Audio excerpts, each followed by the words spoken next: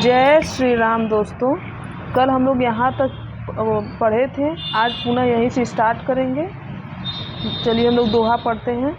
भलो भलाई पैलहई लहई निचाई हुनीच, सुधा सराही अमरता गरल सराय हुमीच। अर्थात भला भलाई ही ग्रहण करता है और नीच नीचता को ही ग्रहण करता है। अमृत की सराहना अमर करने में होती है और विष की मारने में। मंगल भवनय मंगल हारी, द्रवहु सुदशरथ यजिर बिहारी। खलयघ गुण साधु गुण गाहा, उभय अपार उदधि अवगाहा। तेहि ते कछु गुण दोष बखाने, संग्रह त्यागन बिनु पहिचाने। अर्थात दुष्टों के पापों और अवगुणों की और साधुओं के गुणों की कथाएं दोनों ही अपार और अथाह समुद्र है। इसी से कुछ गुण और दोष का वर्णन किया गया है, क्योंकि बिना पहचाने उनका ग्रहण या त्याग नहीं हो सकता। भले उपोच सब विधि उपजाए, गनि गुण दोष वेद बिल गाए। कहीं वेद इतिहास पुराना, विधि प्रपंच गुण अवगुण साना। भले बुरे सभी ब्रह्मा के पैदा किए हुए हैं, पर गुण और दोषों को विचार कर वेदों ने उनको अलग अलग कर दिया है। वेद, इतिहास और पुराण कहते हैं कि ब्रह्मा की यह सृष्टि गुण अवगुणों से सनी हुई है। दुख सुख पाप पुण्य दिन राति, साधु असाधु सुजाति कुजाति।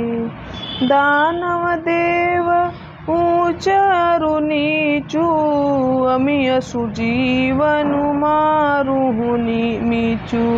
जीव जगदीशा, लक्ष्य लक्ष्य रंक यवनीशा। काशी मग सुरसरि क्रम नासा, मरु मारव महिदेव गवासा। सरग नरक अनुराग विरागा, निगमागम गुण दोष विभागा।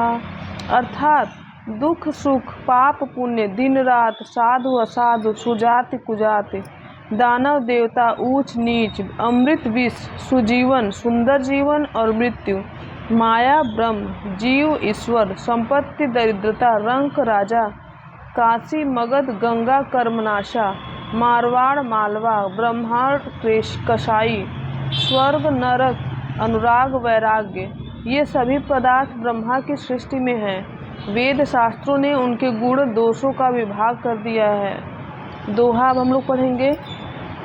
जड़ चेतन गुण दोषमय, विश्व किन्ह करतार। संत हंस गुण गहै पय, परिहरि बारी विकार।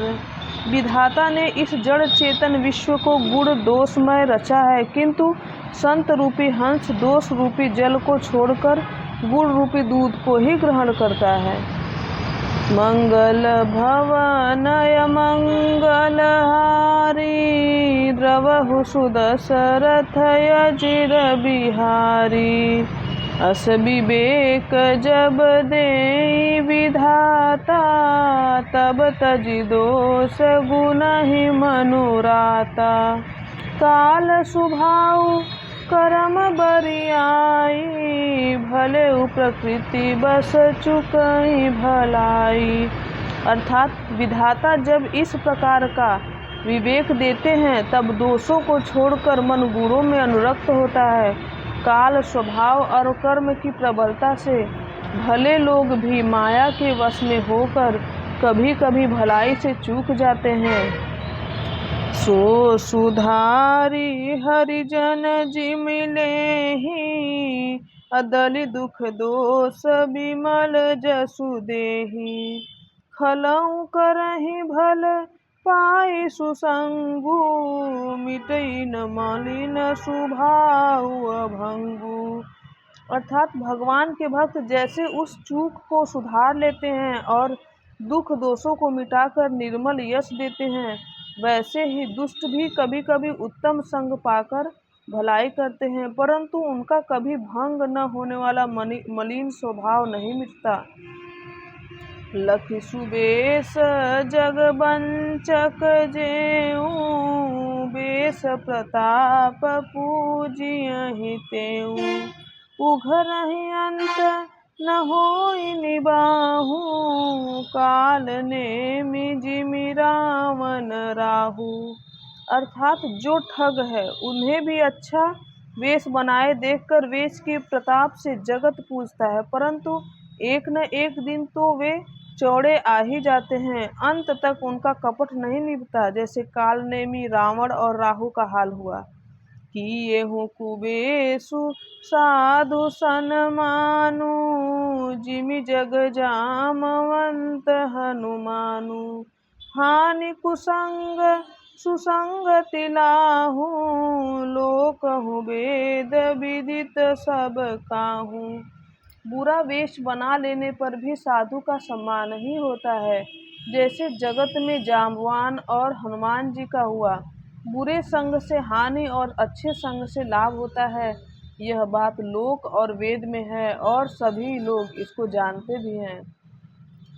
गगन चढ़ई रज प्रवन प्रसंगा, कीचहि मिलई नीच जल संगा। साधु असाधु सदन सुख बासारी, सुमिरहि राम देहि गनिगारी।